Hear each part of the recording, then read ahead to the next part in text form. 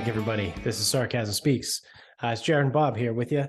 And we might be just, I could be just yelling at the TV randomly. We're doing this. There's still a little bit of Sunday afternoon football, I guess you would say, even though it's been dark for like 4 fucking hours. Because daylight saving sucks. Or I guess, no, standard time sucks, right? Because we're in standard time. And living at a northern latitude sucks. But either way, we're still watching some of the end of these games. This is, I mean, I said it to you right before we hit record. The second halves of these games had a little bit more juice to them. But this was like the second week in a row where the late window was just a bunch of duds. Like just not very good games. Well, last week there was just 2, wasn't there? Yeah, that checks out. There was only 2. And it's like, I think Carolina was involved. Yep. So this could be 3 weeks in a row where the late window isn't good. Because I think I remembered that there was more games. I thought there was 3 or 4 when it wasn't a good window. I think by default, though, the late window is always going to suck a little bit more because there's less games. When you have more games, there's more opportunity for one to be good. Yeah. Yeah, that's fair. Stats? I don't know. Is that just stats? Because who would have thought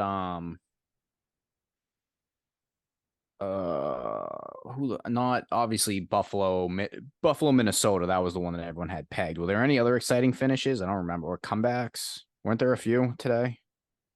Yeah. The Lions Bears. Yeah. That was a pretty entertaining game.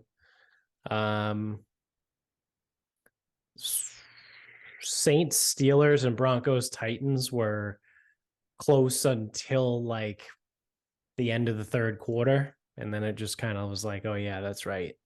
The Saints and the Broncos suck. But either way, when you have like 8 games in the window, the chances that 1 or 2 of them are good. Oh, yeah. Yeah. Is a lot higher than when you only have 4 games. Yeah. Yeah, definitely. I mean, it's just an odds thing.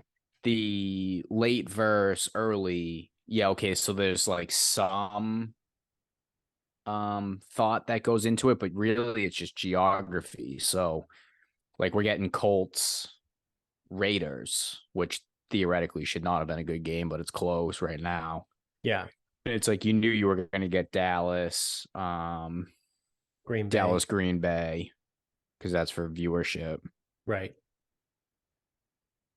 And then with Buffalo being home, I think that's why you got the 1 o'clock game there. Yeah.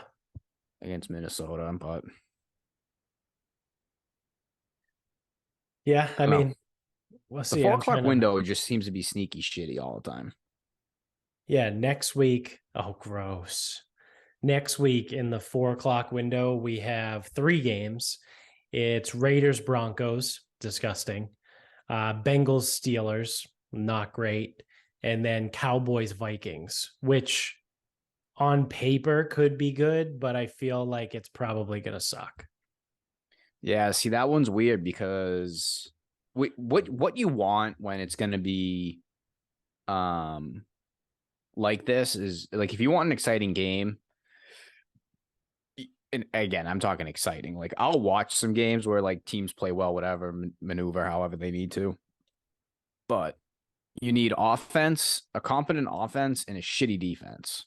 Yeah. You need the Dolphins. Yeah, Dolphins, Bears, Lions, Browns. Yeah. But like the problem with Minnesota actually fits that mold. Competent offense, shitty defense. Yeah. Problem with Minnesota or that Minnesota game is I don't know how good Dallas's offense is. I know they have 28 right now. They seem to beat up on bad defenses. So then theoretically Dallas should do fine against Minnesota scoring points. But the Dallas defense is actually good, so I could button things down. I don't know. Yeah.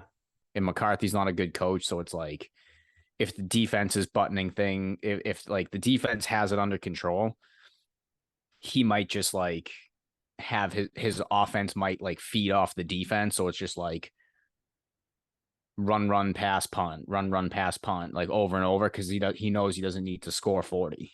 Right, right. Yeah. And they'll win the game 20-13. Yeah. So it should be a good game.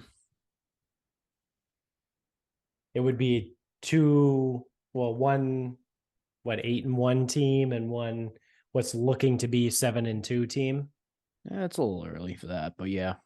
If Dallas holds on, they'll be 7-2. Right. Um, so Minnesota's gonna play Buffalo, Dallas, and then we catch them on Thanksgiving night. Yeah. Yep. I saw someone tweeted earlier. It was like one of like the Patriots beat guys. I forget. It might have been like Lazar or someone like that, but um it was, oh yeah, here it is.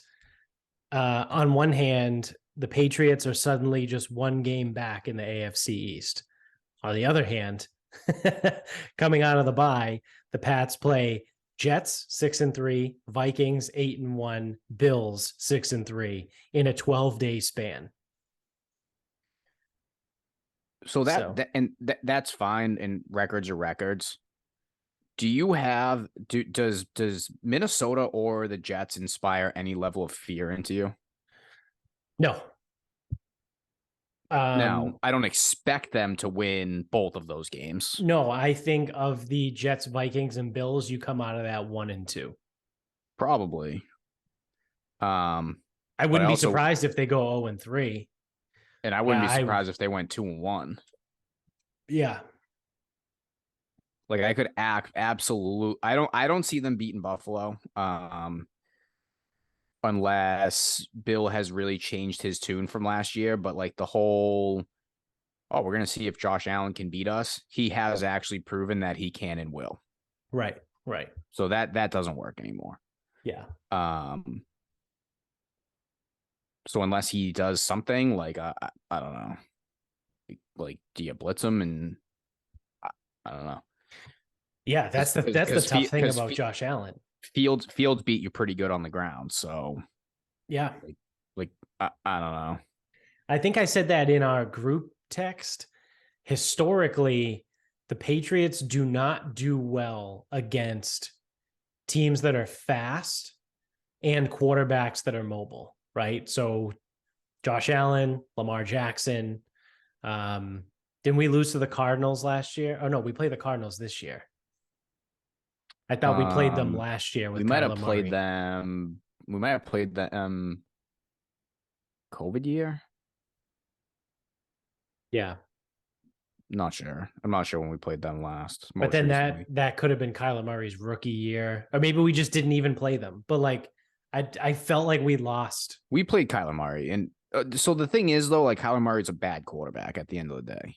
True, yeah, but my main point, because I'm take committed to it, is the Patriots are bad against teams that are fast on offense and running quarterbacks like Justin Fields. So I'll add him to the list, right? So Justin Fields, Lamar Jackson, Josh Allen, theoretically Kyler Murray, but I don't really remember what happened in that game. Because what it really comes down to for him is he's bad. Deshaun Watson for years destroyed them. Right. Yeah, he's another one. There you go. Yeah, so I mean, I don't know how many more. I don't know if like going through like, the last 15 years of mobile quarterbacks and what they've done, how they've done, whatever. But yeah, I think it's a matchup thing. It's how the defense in New England is typically built, right? So they're typically built bigger. Like Bill has never, I mean, I'm going to say this, and some dickhead is going to be like, whoa, Teddy Bruschi was only 5'10", 200 pounds. All right, fuck off with Teddy Bruschi. But Bill typically does not go with small linebackers, right? So like of all the linebackers over the last 20 years, Vrabel is a fucking monster. Gerard Mayo was huge. Jawan Bentley is a fucking tank. Hightower, Jamie Collins. all of these guys are fucking tanks, right? Chugga Chugga Ninkovich was 5'2", big. Ninkovich, he was like 6'2", 6'3". Well, because Like, Ninkovich would go hand down a lot too. right. That's, yeah, they liked him. Colvin, even further back, right? Rosie Colvin. Roman Pfeiffer, how big was he? Yeah, Roman Pfeiffer, Willie McGinnis. Willie McGinnis is like fucking 6'5". You know what I mean? So like the Pats typically up front value size over speed.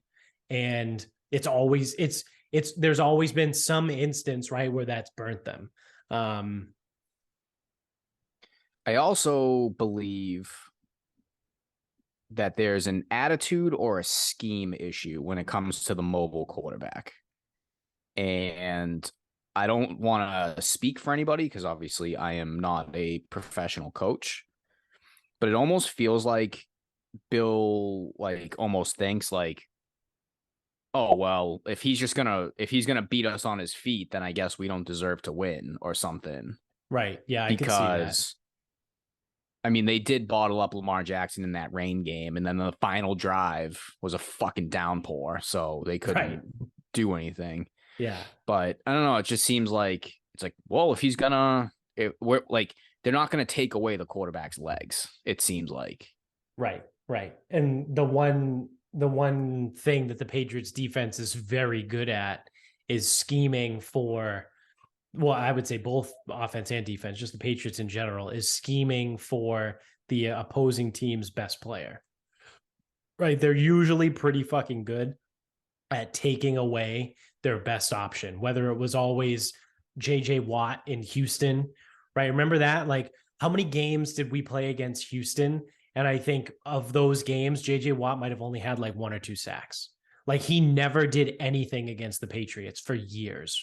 Like, all those guys, even like the top wide receivers, like we always have done very well at shutting down the opposing team's top option or best player, right? Like, look at Aaron Donald in the Super Bowl, right? Like, was not a huge factor. I mean, he was, because he's arguably the best player in the NFL on defense. So he did make some plays, but he wasn't like blowing up every play. It wasn't like, oh my God, Aaron Donald, another play, Aaron Donald. You know what I mean? Wasn't that. So, but yeah, I can see that. To your point, I could see Bill scheming the defense and being like, well, we'll take away all the options. And if he's going to beat us on the ground, then he'll beat us on the ground, and we'll have to fucking take it on the chin and just play for stops everywhere else. The only problem is when you have a guy that runs like a Justin Fields and Lamar Jackson and Josh Allen that are fast, their 7-yard scramble very quickly can turn into a 20-30-yard run. Well, so, and that's where I think the flaw in the logic comes is like, so with the way Josh Allen has played New England in the last 2 games, he's sneaky fast. And he's big. So if the way he's played New England in the last 2 games, forget the win game, you want him running. You don't want him carving you up back there. Oh, right. Yeah.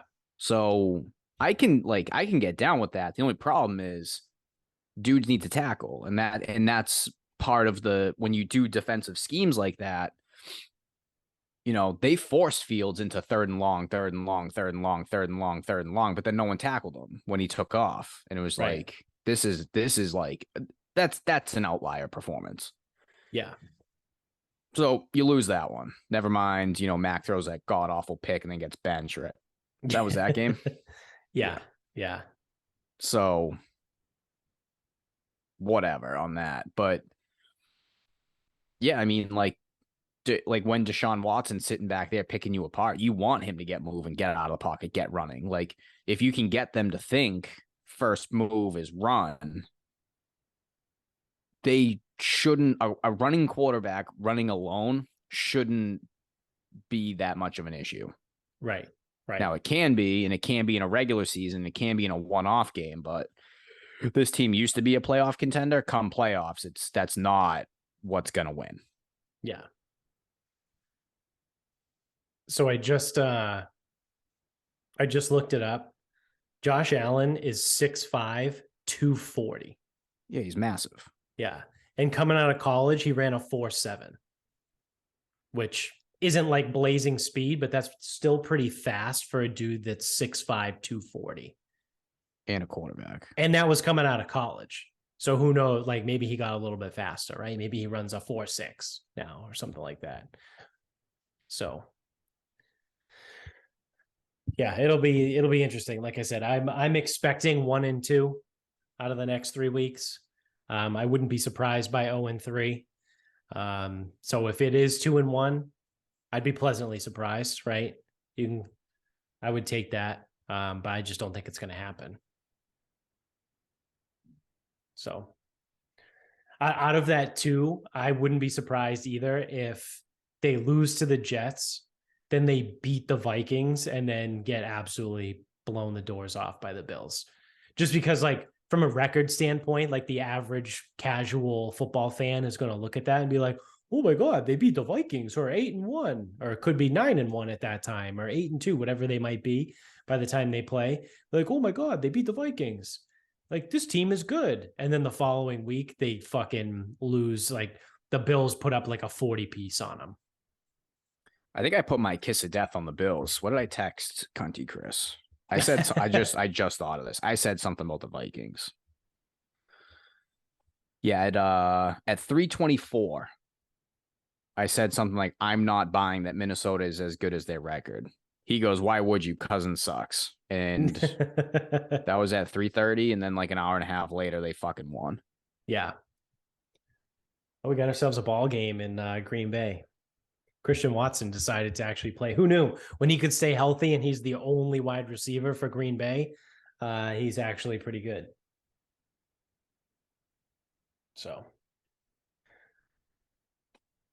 if Vinny just sent the text to the group. Did you just mute those? No, there's just too many. Yeah. Well, the also, tough I wasn't watching a ton today either. Yeah, that's it. That's true too. Because the tough thing is like when you're watching the game and you get a text from Vinny and you're like, fuck. Like I know because he was watching on like regular cable and I'm watching on streaming on YouTube TV. So he's like 10 seconds ahead.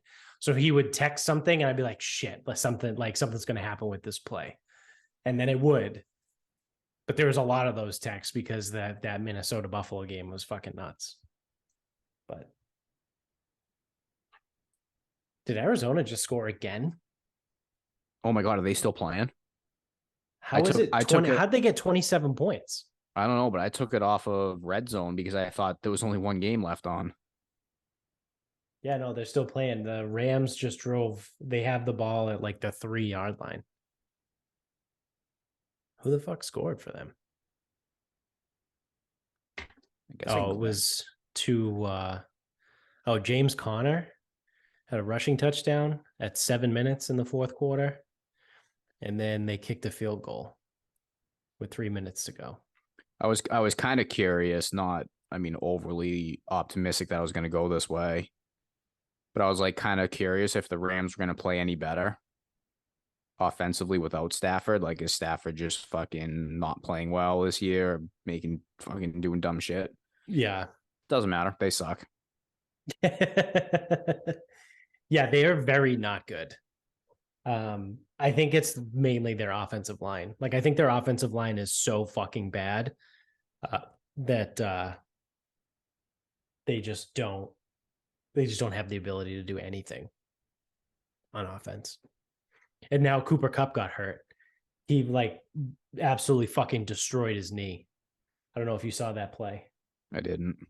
He was going to catch a ball on the sideline, and a Cardinals corner like dove to tackle him low, and his foot got stuck underneath the guy and his fucking knee just bent sideways. And that's what you wanted to do, right? Yeah, and he literally hopped on one foot to the bench and sat down. So he probably just fucking blew out his whole knee. So their entire offense is gone. And they just hit Justin Jefferson for a touchdown, which is good because I cut Justin Jefferson from my fantasy team. Van Jefferson? Yeah, that Jefferson. I got Justin Jefferson on the brain because he went fucking hog wild today. So here's a real question. Is it time to take a future on the Tampa Bay Bucks? I They're like mean, 20, they're like 22 to 1.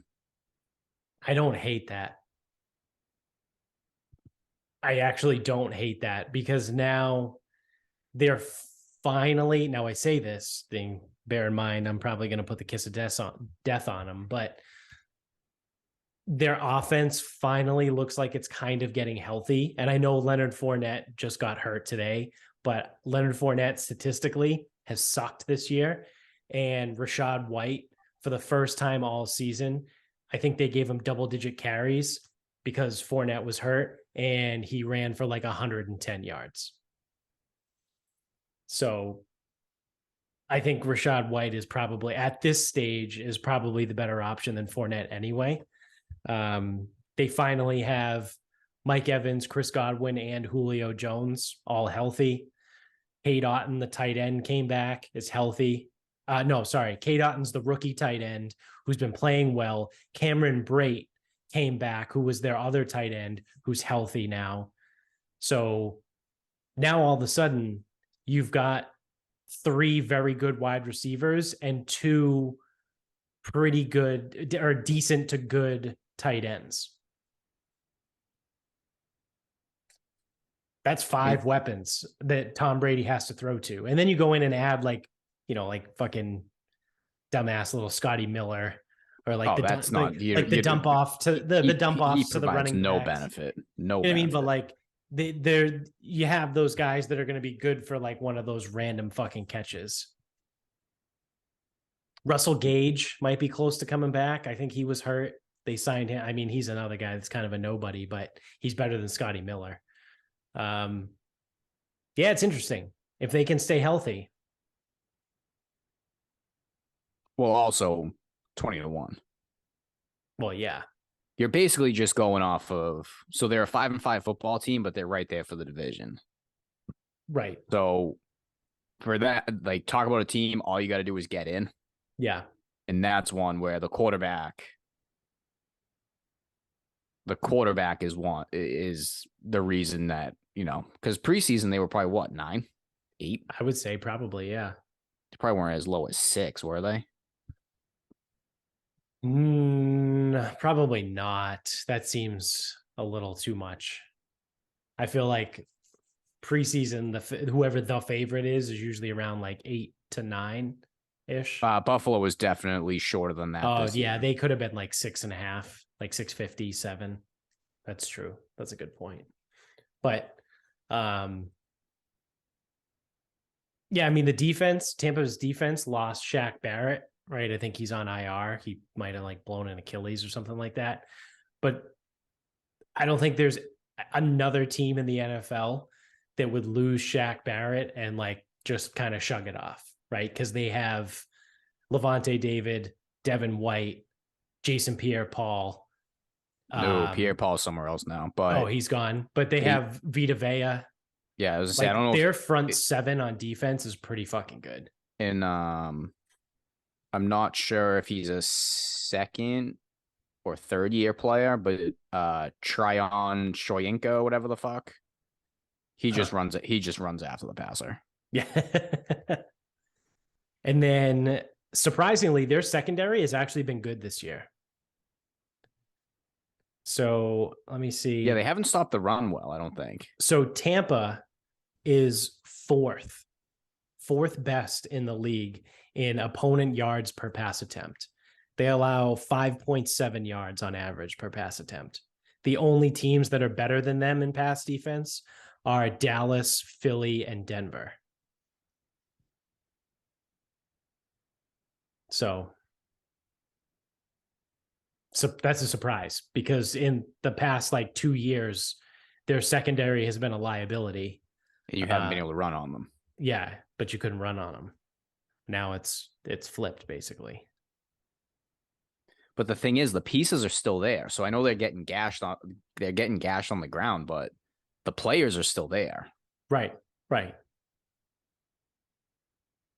So I don't know. It'll be interesting. Interesting to watch.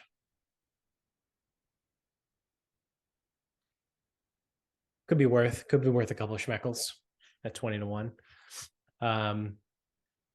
Which we could do this. Do you want to do the Sports City thing, or do you want to see if we can wait for Jones to come on Tuesday? Doesn't matter. Whatever you want to do.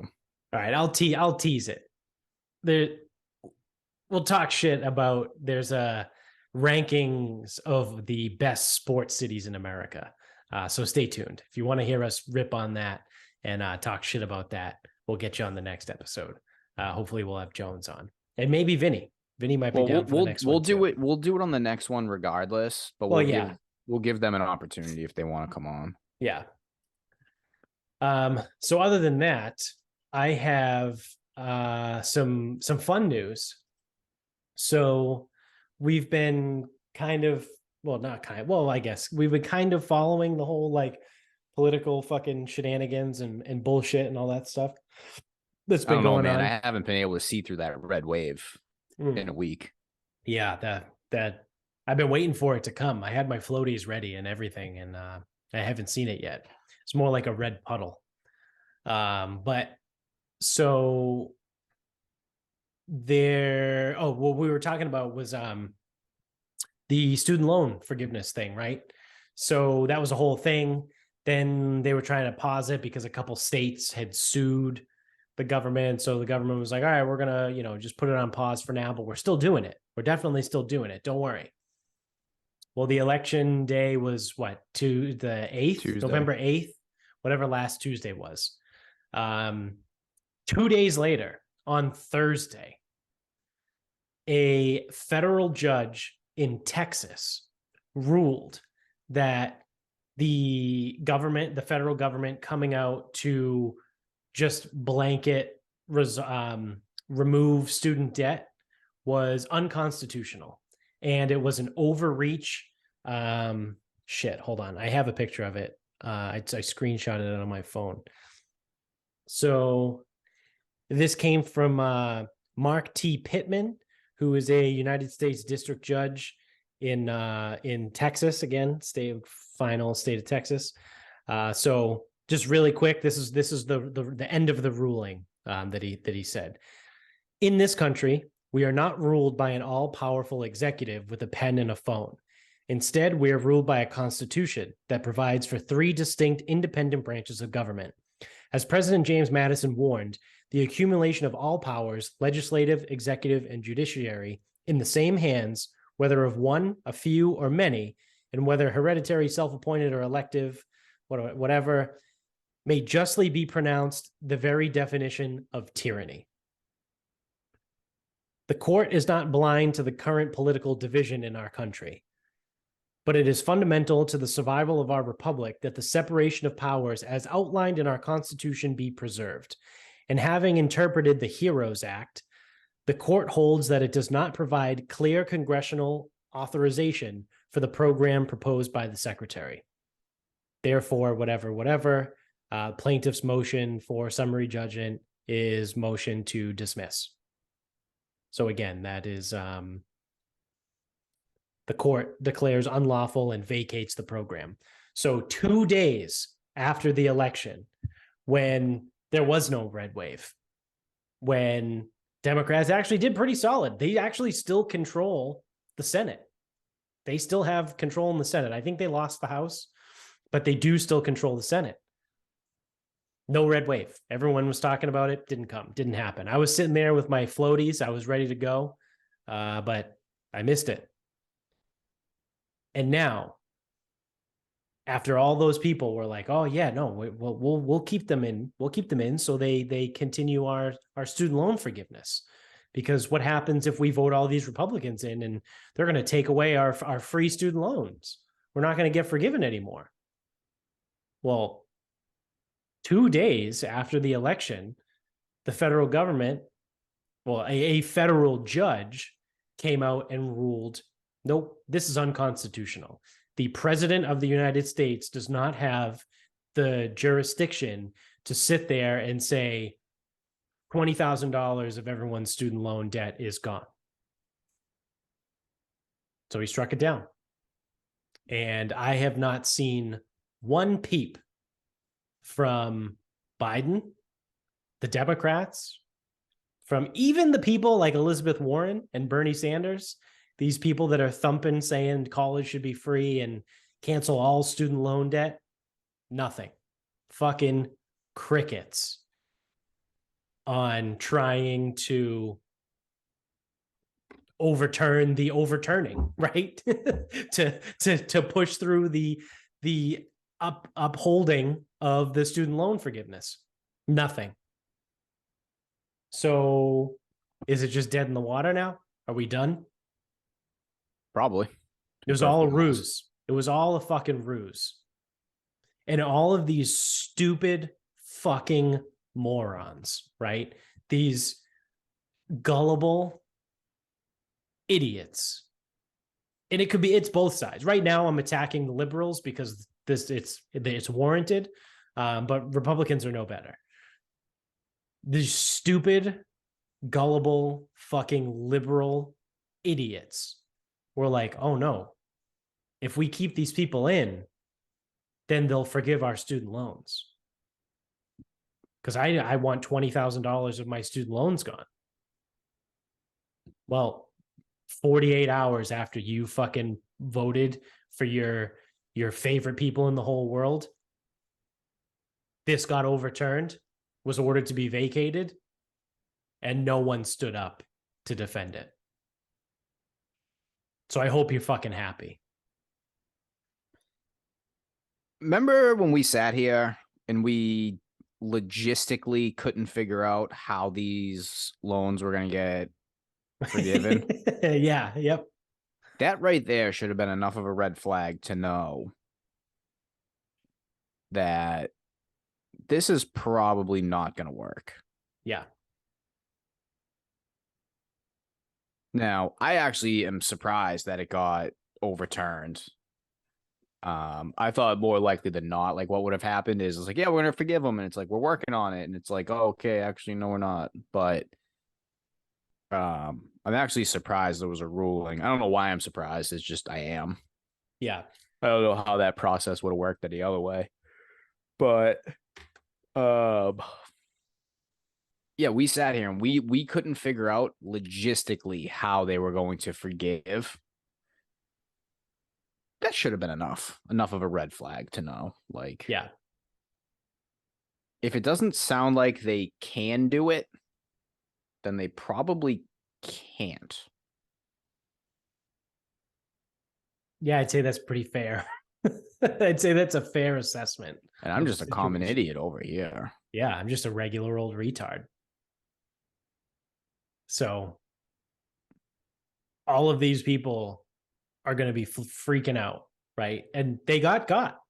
They all got, right? And now the best part about this is what happens all the time, right? There's forever since politics have been politics, I would imagine.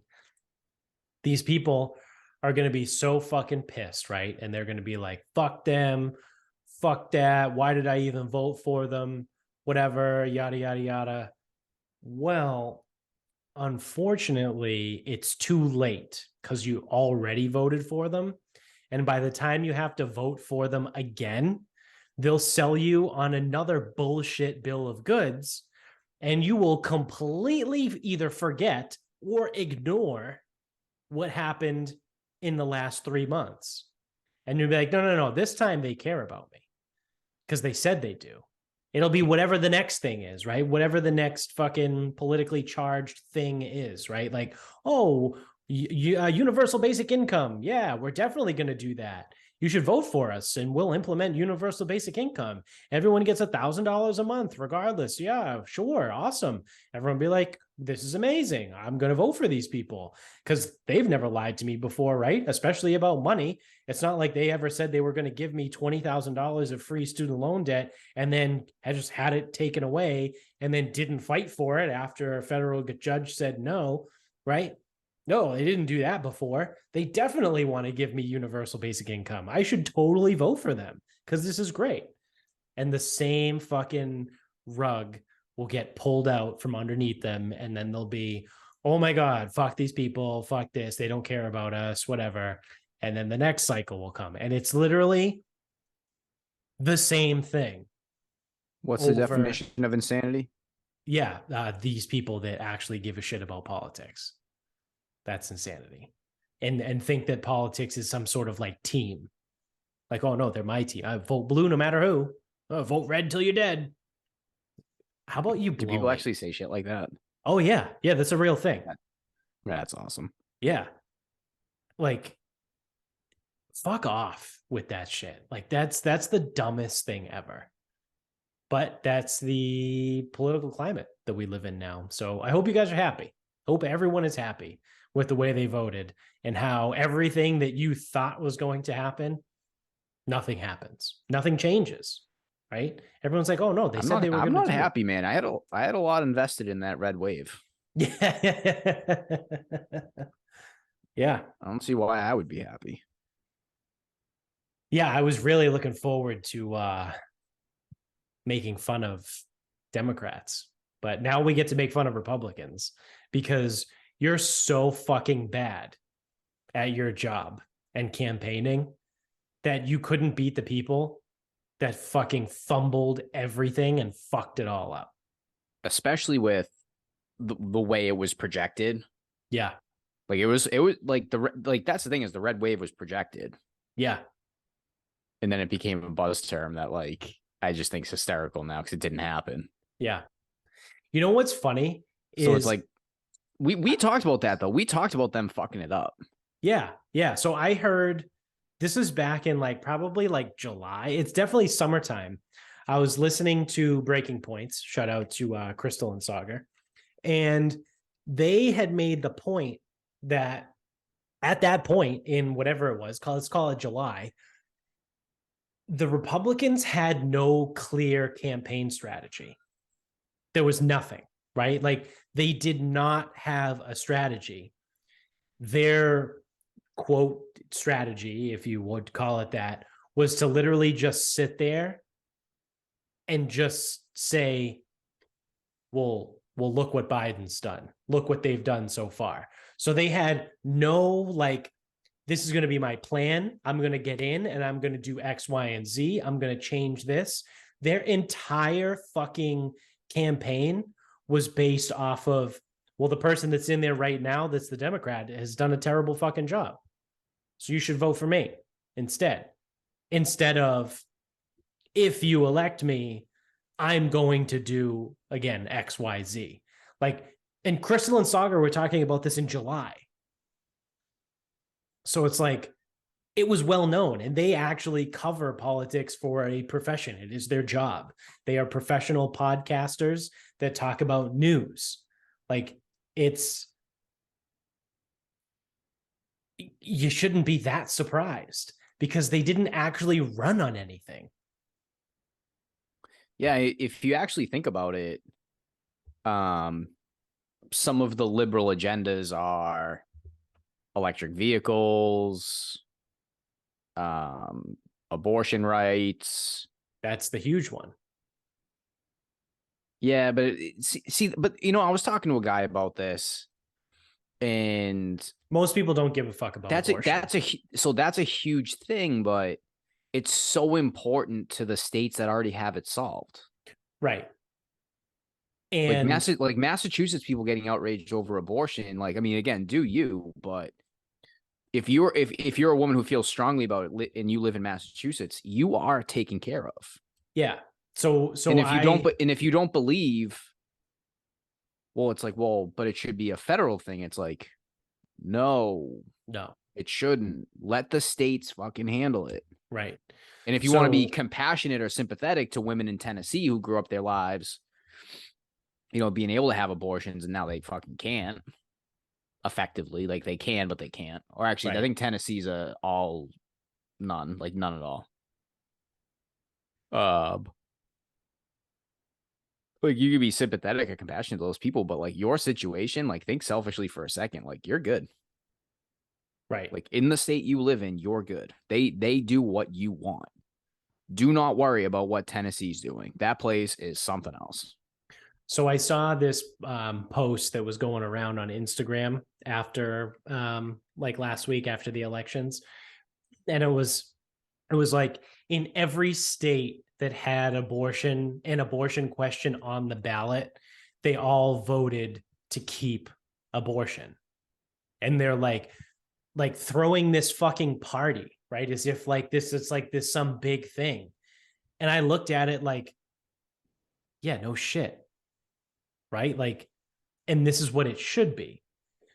But like the people that were posting about it were like fuck your pro-life, like all this shit, like see this is why it's wrong, everyone that votes for it or everyone everywhere it was up to vote voted to keep it, whatever.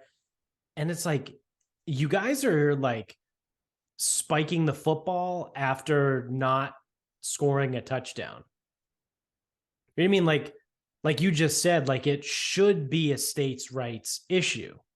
So what the Supreme Court did, again, we've said this a million times. Like we clearly understand this, and if you've listened to us for long enough, I'm willing to bet you understand it too. Because I would like to think that if you've listened to us for this long, you have some sort of fucking clue. You're not just some fucking Yahoo that's vote blue no matter who or vote red till you're dead. You're not probably not a fucking moron.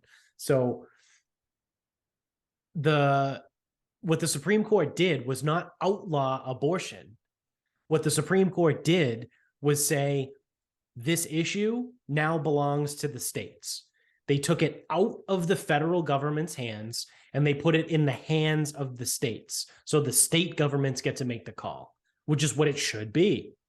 So now all the states where that was on the ballot as a ballot question, they all passed it to vote, say yes, keep it. That's not a win because that's what it's supposed to be anyway. You know, does that make sense? Like, am I just kind of, I mean, outside of the normal spewing nonsense? Like, do you at least understand where I'm coming from? Like, they're like I think lauding it as this like thing. So I think the only way it's a win is if it is Tennessee, who I'm pretty sure Tennessee was going to just outright ban abortion, like period. I think they were, yeah. Or they were going to come very close to it. Yeah.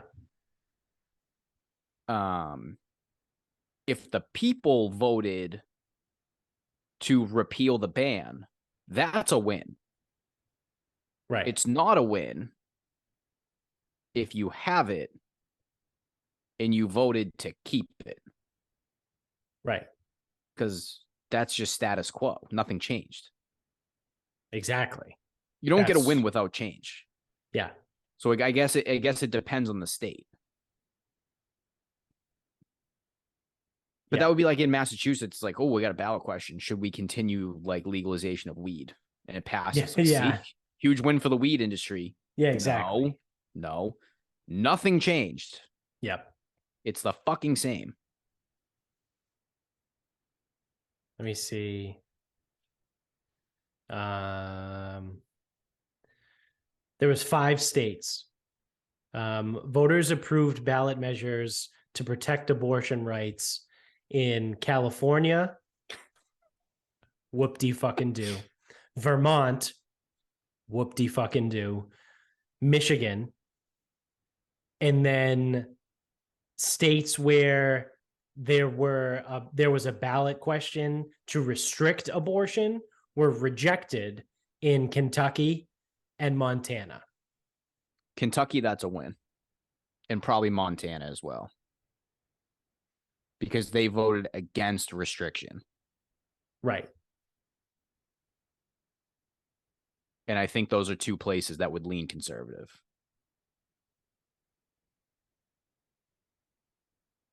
If I'm interpreting that correctly. Yeah, I think that's probably fair.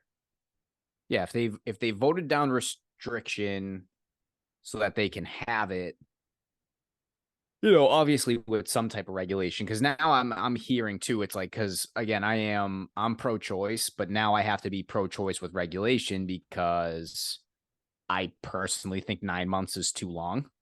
Yeah. Dude, some places they want to go abortion as late as Yeah. 9 months. Yeah. I mean, I don't believe that some of these states have some, like, because there's always been rumors like some of these states want to go like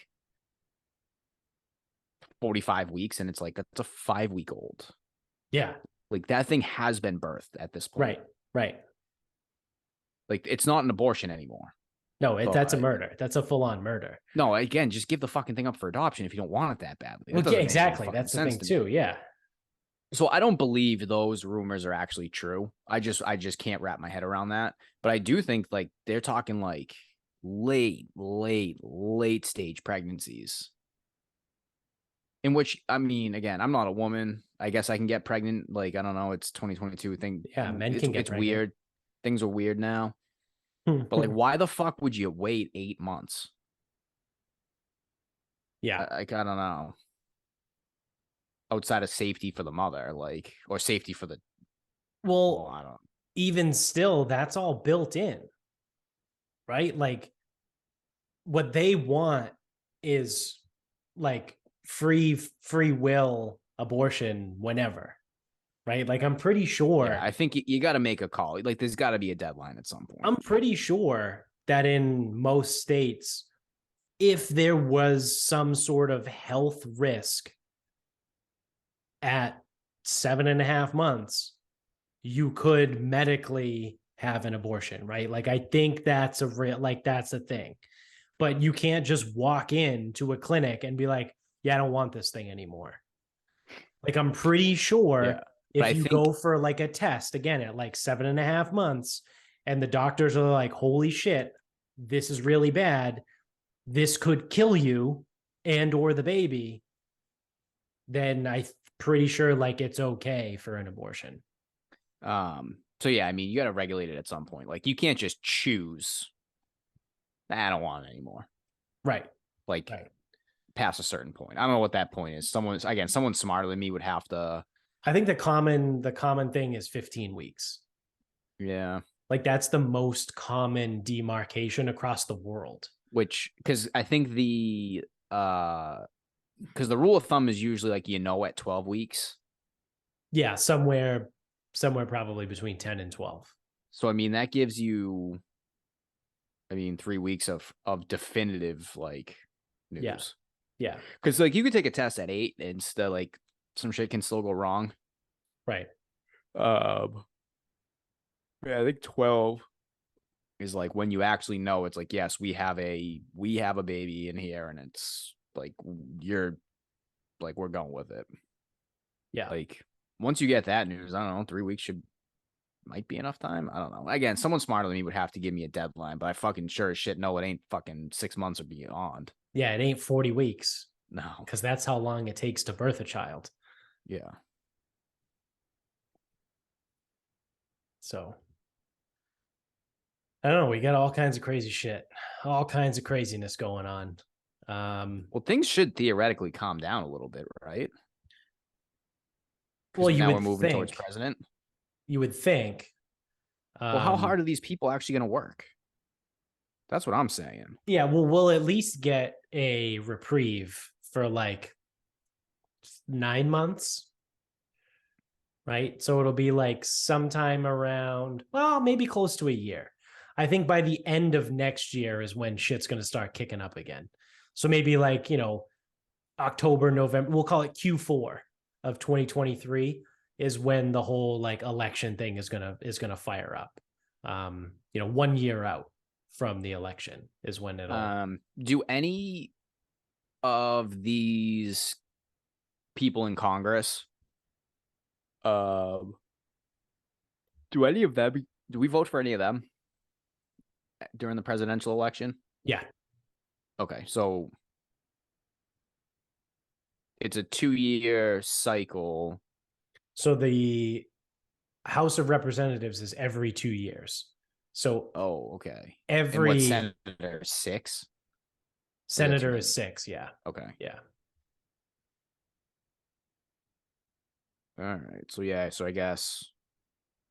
Yeah, all right. So yeah, we got a few months where people should fucking calm down and not fucking do their jobs. Yeah. So you have theoretically, I think it's half every I don't know how that works with the house. Like, I don't know if they're split, like half of the people run in odd years and half of the people run in even years. Because it's every 2 years, What? right? That Do we they have to vote?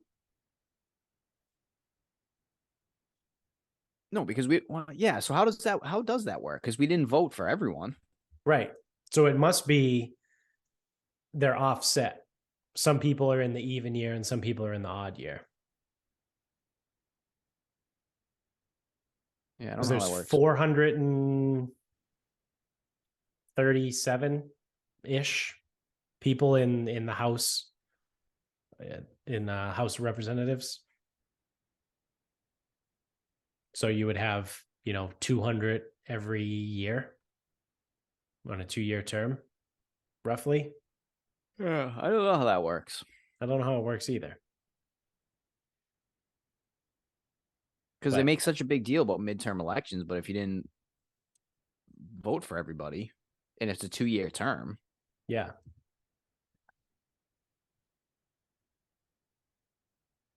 Yeah. It is weird. Maybe more people are in the presidential year. No, that would have been this year. I don't know. I have no idea, to be fair. I don't know. I don't I know don't how it know. works. But Cowboys um lost. oh, sick. Another hit in the pool.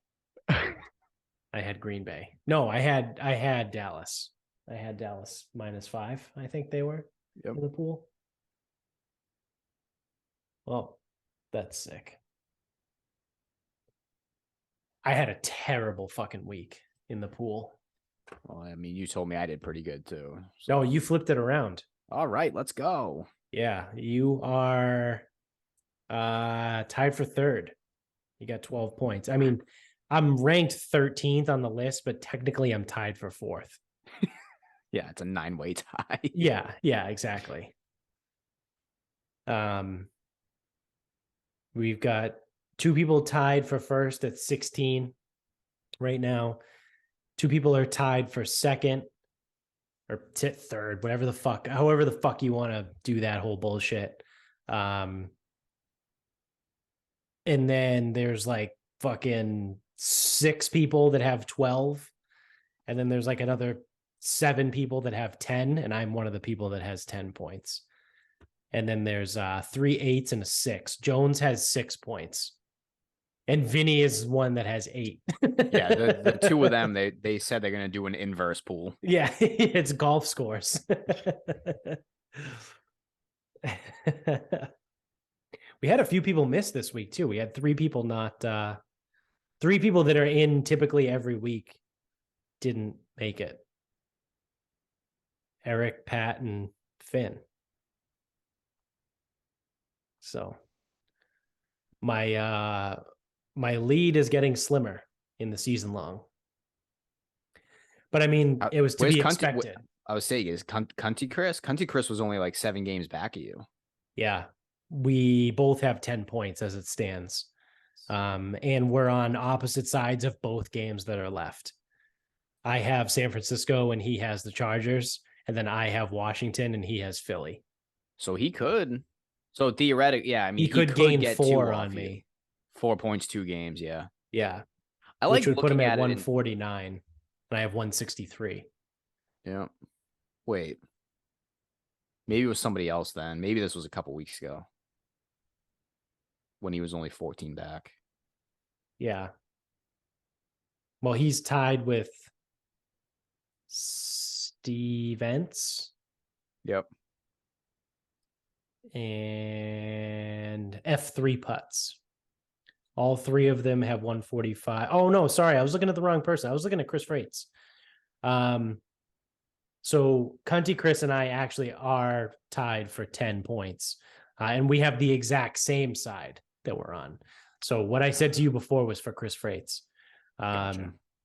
Cunty, Chris, and I both have San Francisco and Washington. So we're locked in at whatever 163 minus 149 is for a differential. 160, 14. that's 14. So it's still 7 games. Yeah. Yeah, okay, so it was 7 because you guys are tied and will be tied. Yeah. All right, okay. But so Chris Freites is the one that could gain 2-1. 4 points on me to be at 149. So then he would technically tie Country Chris. Yeah. We still got some time though. I mean, this is what, week 9? Yeah. 10. This is week 10. This is week 10? Yeah. Yeah, I mean, we still have 8 weeks of picks. Yeah, I mean, I have plenty of time to regress. Like there was, and we talked about this, right? Like I was picking, I was hitting at 65%. Like that's not going to happen. We know that's the case. You are regressing because you were down to 60 going into this week percent. It was like 60.5%. I had a bad week last week too.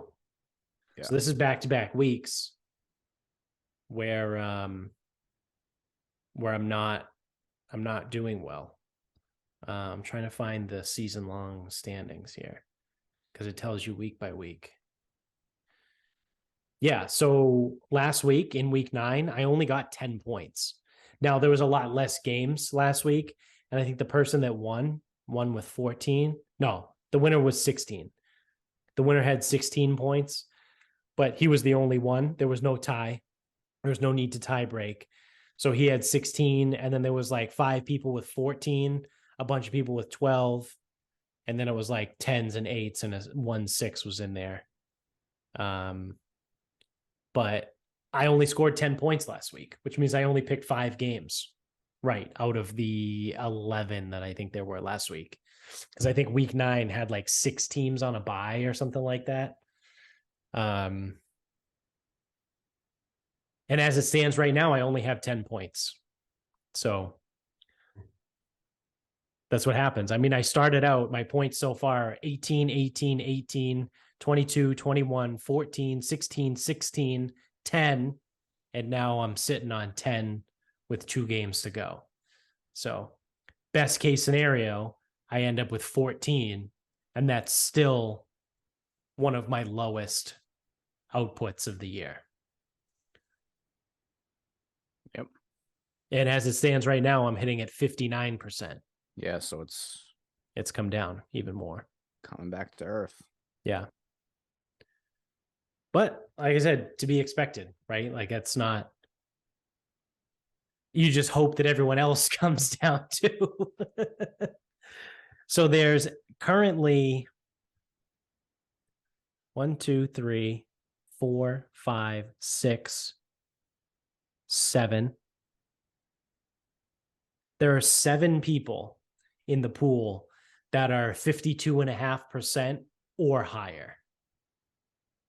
And 52.5% is 52 is a break even on minus 110 juice. Right. So there are 3 people at 54% or higher. So I'm at 59%, Cunty Chris is at 54%, and Neil is at 56.5%. He's been sneaky good this year, and he was kind of put behind the 8 ball because he missed week 1. He joined in week 2. Yep. And he's hitting at 56.5%. So he has the second best percentage, but he's 11th on the year because he missed week 1. So can 3 people, can 3 people maintain? Are people going to go up and go better? Like how many people are going to be 54% or higher? What's the winning percentage going to be? Like I don't know. Yeah. I mean, I think it gets harder too as the weeks go. Like I personally think the lines get tighter. Oh, absolutely. You get the benefit of having a better feel for who some of these teams are, what they are. Like we know that Minnesota's defense is awful, and we know that the Giants really don't move the ball that well, and they don't stop it that well either. But if they keep drawing the fucking Jaguars and Titans and Texans and fucking Colts, it's like, right, who the fuck is going to knock them off? But they do have 3 games left with Philly and Dallas. So, you do get the benefit of more information as the season goes. but the lines, I personally think the lines get a lot harder because what early in the year would have been like, you can take some of these dogs almost just like blind Oh yeah. early in the year. Yeah. But then was there one did fuck someone was a 4-point favorite. Vegas was a 4-point favorite. Yep. And I was like, that looks fishy. Yeah. Oh, and it was fishy. Because then all of a sudden, Matt Ryan plays, Colts win, Jonathan Taylor's back. Like, So I haven't kept up with it. But I have stats through week 8. Nope, sorry, week 7. I have to well now 3 weeks behind, so I have to catch up. But when it comes to dogs against the spread, so in week 1, they were 8-8. So it was a dead split. Week 2, they were 7-8-1 against the spread. So favorites had the edge there. But then in week 3, dogs were 11-5 against the spread. In week 4, they were 9-7. Week 5 were 10-6. So through the first 5 weeks of the season, they were what, 10-19, and 11 is 40, 30, 37, 45. I don't know. They were pretty high above. I can do some quick math here. So they had 45 wins, right? And then it's 8, 8, 5, 7, 5, 7, and 6. So they were 45, 34, and 1 against the spread. Dogs were through 5 weeks.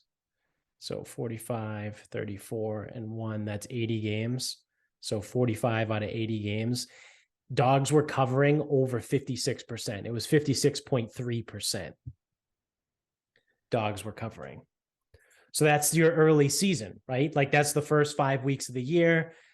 We don't really know what teams are. We don't have a lot of information to go off of. Well, like I said, I only have information through week 7, but week 6, dogs 7-7. Week 7, 7-7. yeah, I mean, to be perfectly honest, it should be 50-50. Like Right. if the numbers are correct, it should be 50-50 Right. because no one should have an edge. Right. That's the whole point of handicapping. And that's the whole point of the juice. Like, Right. you get 50-50, the house wins. Right. So dogs, home teams, home dogs, like all that stuff, all of because those are such basic metrics. All of those numbers by the end of the year or like over a multi-year sample, they should be so close to 50-50. Right. But they haven't been, especially recently. Last No, year, dogs covered. Let me see. I can pull up my Google sheet from last year. As it's loading. Favorites only covered 47%. So what is that?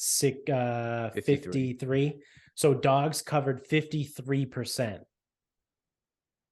last year so against the spread. I was reading I have some sports betting book. So I was reading that. And the reason why like modeling and all that crap is so hard is because if you want to like do a sample of this, it's strange. Again, this has got to be like advanced statistics or something. So like how long have you been tracking those stats? 2 years, 3 years? Since the 2021 season, like So last year, 2020 this to year. 21. So this is my 3rd season. So what he would say is you can't use any of that data for your hypothesis. Now, so this is like a fucking, I think it's like a statistics professor at like PhD level kind of thing. So he goes, when you're doing like modeling, he goes, you cannot, when you form a hypothesis, any data you have that you use to make that hypothesis, can't use it because it's biased. Yeah. Yeah. So you throw out last year, you throw out this year. So then you got to go back as far as you can get data. Now, with this one, it's easy because it's point spreads. You got to look back to the earliest that you can find. And with the amount of figures that you have, sure, you need a lesser percent, but you still need like 56 over 60 years. Yeah. And I don't think you're going to see that. No, I don't think you're going to see that at all. I think it's going to be very, very, very tight to 50-50. Maybe, again, 52. Right. Whatever. But again, there's your 110 juice. So if you do have 52 overtime, it's nothing. But yeah, it was like interesting the way that he outlined how you can determine if a model is effective or not.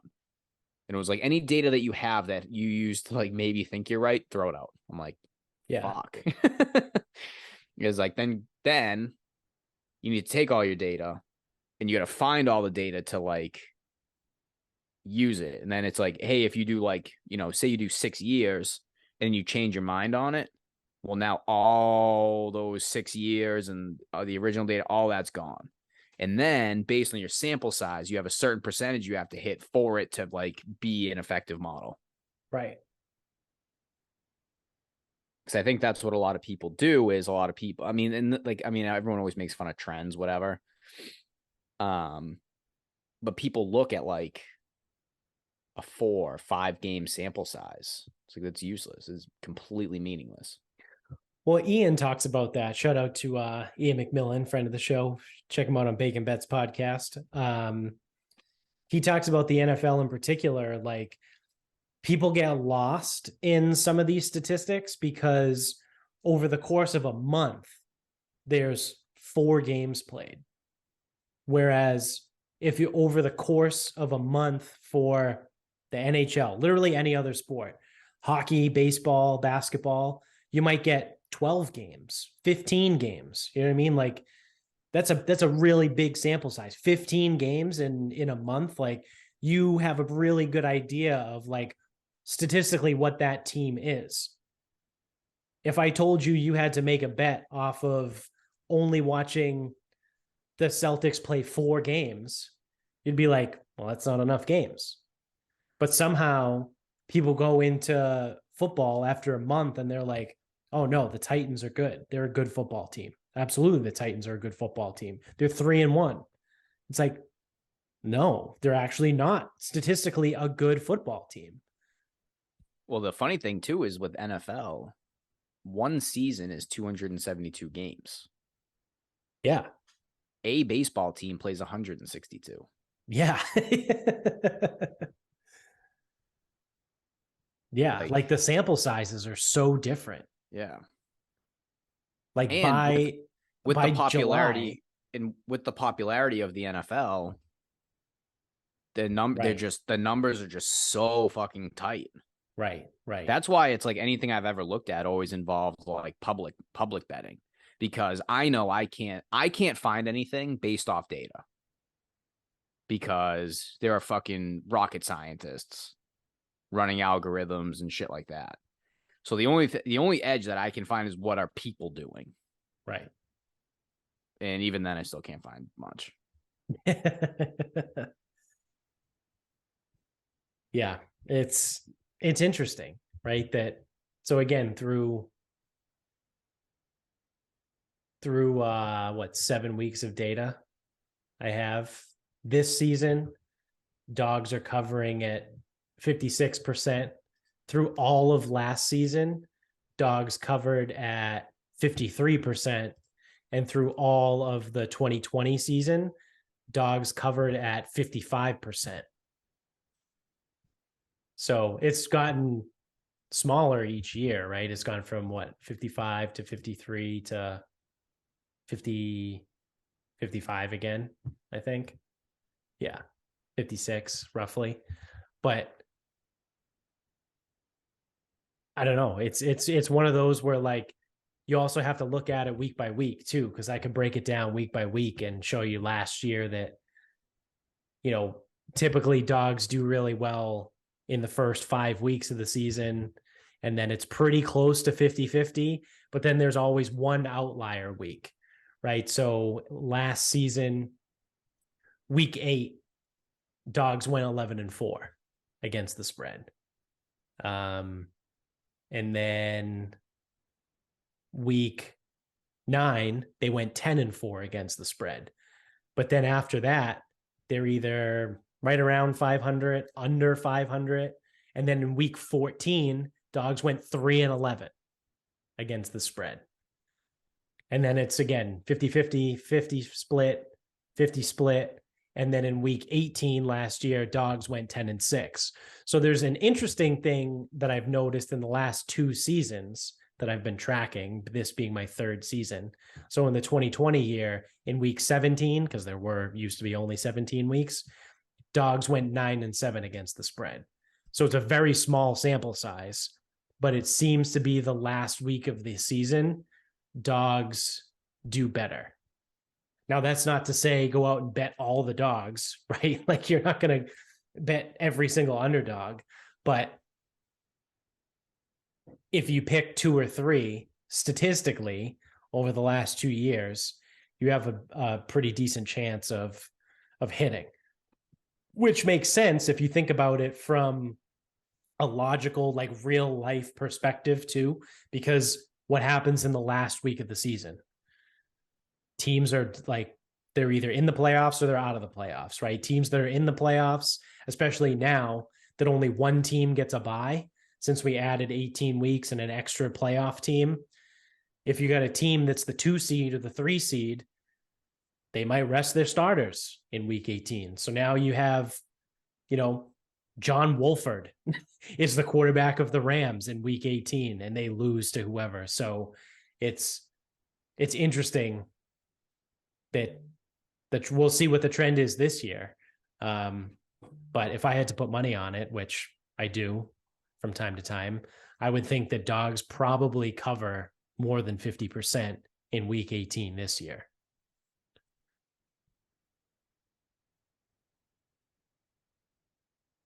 I don't have anything for that, but I can also see the motivation angle.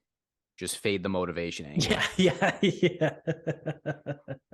Yeah, it's all about motivation. It's like, oh, this team has to win to get in. It's like, of course they'll cover. Yeah. No, I'll go the other way. So the interesting thing, this is the last thing I'll say, then we can wrap it up. But the interesting thing about the trends of the last 3 years of the data that I have, so dogs have been covering, again, whatever, 55, 53, 56%. Straight up, they're fucking trash. Because, so I only have my percentages, I'll flip these. So some people might get confused, but fuck it, whatever, deal with it. So the numbers, the percentages I track are of favorites. So then to find the underdog, you just subtract from 100%. But I'll give you the numbers for favorites because that's what I have in front of me, and I don't feel like doing any more math. So in 2020, the 2020 season, favorites only covered 44.9% of the time, but they won straight up 68% of the time. Then last season, favorites only covered 47% of the time, but they won straight up 63%. And then this season so far, again, only through 7 weeks because I'm a few weeks behind, favorites have only covered 44.4%, but they've won 61% of the time.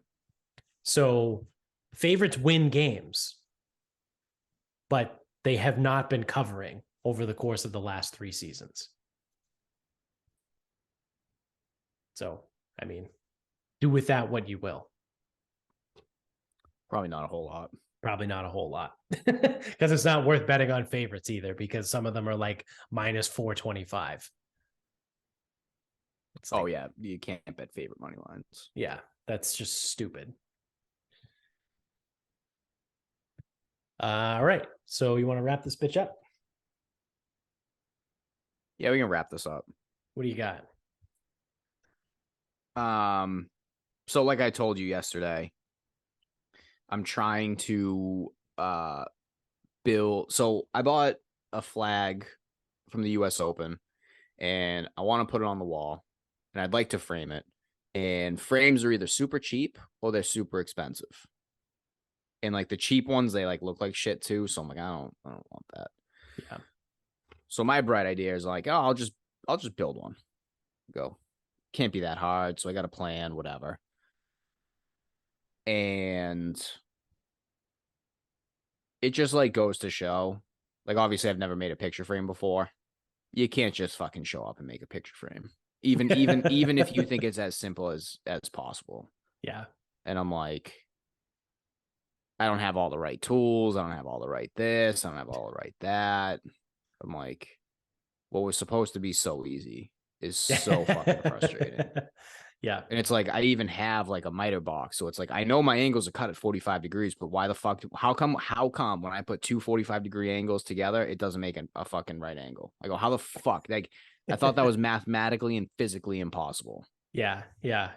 And it's like I'm sure the boards aren't perfectly straight or they're not perfectly whatever. So that's Yep. what's fucking my right angles up. But I'm like, what was supposed to be so easy is turning into a whole fucking thing. Yeah. That's a fucking process. Did you get it done yet or no? You still working on it? No, because so my issue yesterday was because I like so I don't have a nailer, obviously.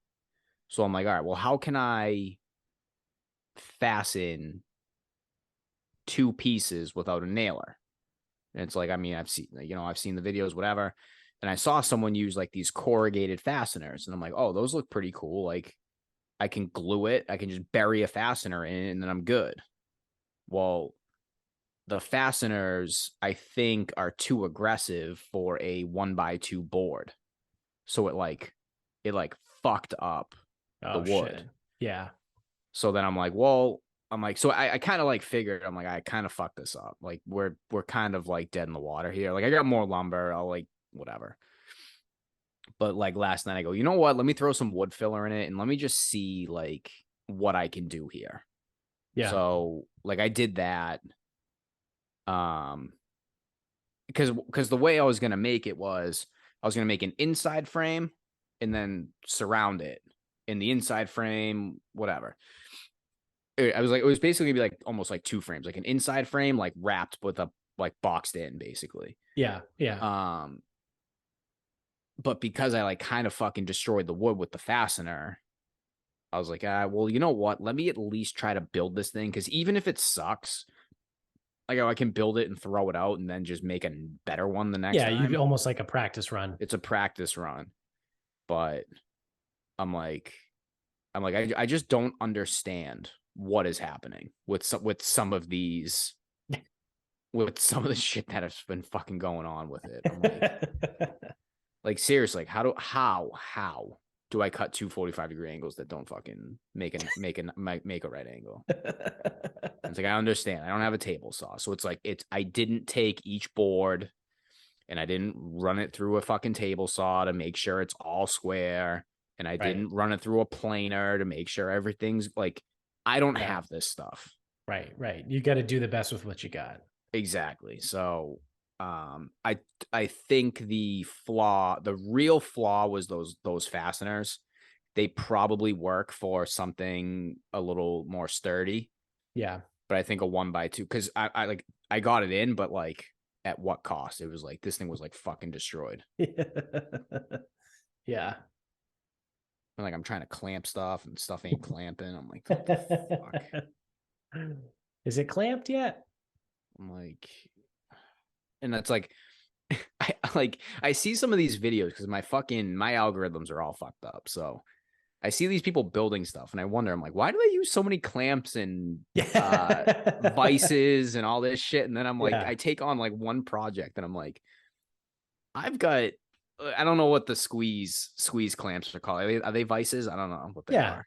Sure. Whatever. So I got like this squeeze clamps going and I'm like, I got 4 on one corner of this thing because I got 2 holding down the board that I'm hitting the nail towards, because again, I don't have a nail gun, so it's like I don't like Right. I'm using nails Yeah. because it's like I don't Yeah. want to use screws because I think they're too hard to cover up. Right. Um, and then it's like I'm using a different squeeze clamp to hold the fucking the speed square in the corner, because as these things are clamped down, they are moving, and I'm like, I need what the Yeah. fuck? What the fuck, dude? Yeah. It's always something. So guess How to that's make why an easy project into a fucking so castle. difficult. Yeah. How to make it so fucking hard. 101. Uh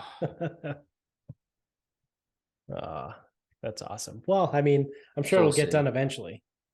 Yeah, well, so the other and um I came in the house so fucking pissed off, and Michaela was looking up, like that's why I got that we got that portable bench for outside. Yeah, yeah, which is pretty cool. So you got one cool thing out of it so far.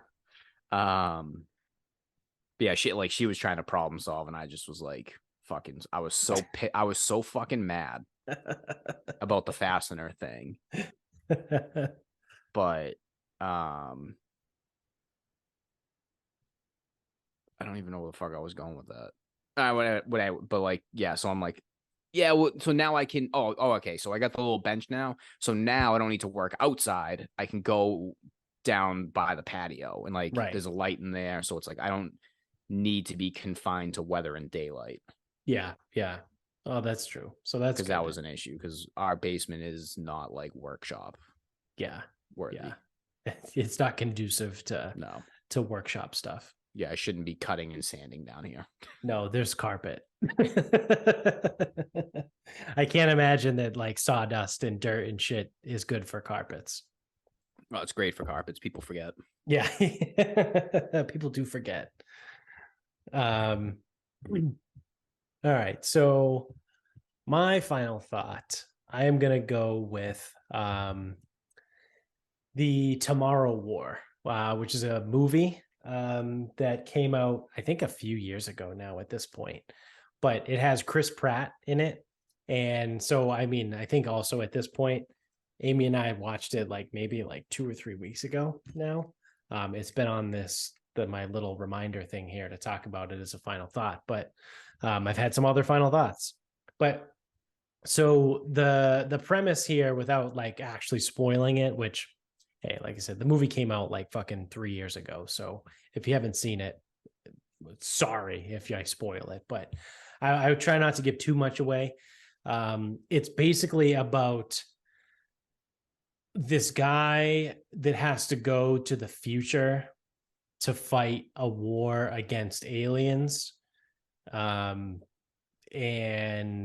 there's like some ties into things with like his family in the future, and he's supposed to go back and forth, and like it's this whole thing. But it's pretty good. If you take away, so some people right out of the gate, right, there's going to be some people that are like, oh, that's stupid, that's a stupid premise, that would never work, like why would you go to the future to fight a war and all that. If that's the attitude you're going to have going into a movie, then like, why do you watch any movies? Like, what's the point of watching any movie then? Because most movies are all fake. Actually, all movies are fake because they're filmed in front of a fucking camera crew. But like, even the ones that are like based on a true story, like technically that's fake, right? Like Johnny Depp isn't really Whitey Bulger. You know what I mean? Like he's Johnny Depp. So I guess like if you can get past the whole premise of like the move going into the future to fight aliens thing, it's a good movie. it's got a lot of action in it, but it also has some like decent like plot development to it. It's a little bit longer than I would have anticipated. Like there was at one point where the movie I thought was going to end, but there was like another 20 minutes left. Which was fine. It was just weird. Like I wasn't like, oh wow, they definitely should have ended that movie 20 minutes ago. It was, I would have been okay if they ended it 20 minutes ago. And this last little bit is like kind of like a nice like way to tie the bow at the end of it type of thing. Like it didn't necessarily like need it, but like it was nice to have it sort of thing. But because of that, it does make the movie feel a little bit longer. I don't know. I don't remember off the top of my head how long it was. It might be like 2 hours and 10 minutes or something like that, in that range. But yeah, it was, I highly recommend it. Chris Pratt is great. I love Chris Pratt in everything that he does. Trying to think of who else is in it. I don't know. I can't remember anybody. Like I said, it's like I'm going on 3 weeks since I watched it, but I did really enjoy it. And I went into it a little bit skeptical. We watched the preview of it. I think it's on HBO Max or maybe Amazon Prime, one of those. I don't know. Just Google it. It's called The Tomorrow War if you want to watch it. But we watched the preview and I was like, I don't know. But we just decided to watch it anyway, and I actually really enjoyed it. So shout out to The Tomorrow War. Check it out if you got 2 hours to watch a movie. So that is going to do it for us. So thanks for watching. If you're on YouTube, give us a thumbs up, subscribe, tell everybody you know about the show, leave us a review if you can, wherever you are. If you use Apple and Spotify, you can leave us a review over there. If you're audio only, still subscribe, whatever platform you use. Tell everybody you know about the show. Shout out to mybookie.com. Use the promo code SarcasmPod when you sign up to double your first deposit up to $1,000 over there. Also, thank you to grillyourassoff.com. You can use the same promo code SarcasmPod, save 15% off your entire order every single time you check out. You can get us on Instagram at SarcasmSpeaksPod. Twitter is Sarcasm_speaks. Facebook is Sarcasm Speaks. Go to the website, buy some merch, have some fun. And until next time, good night.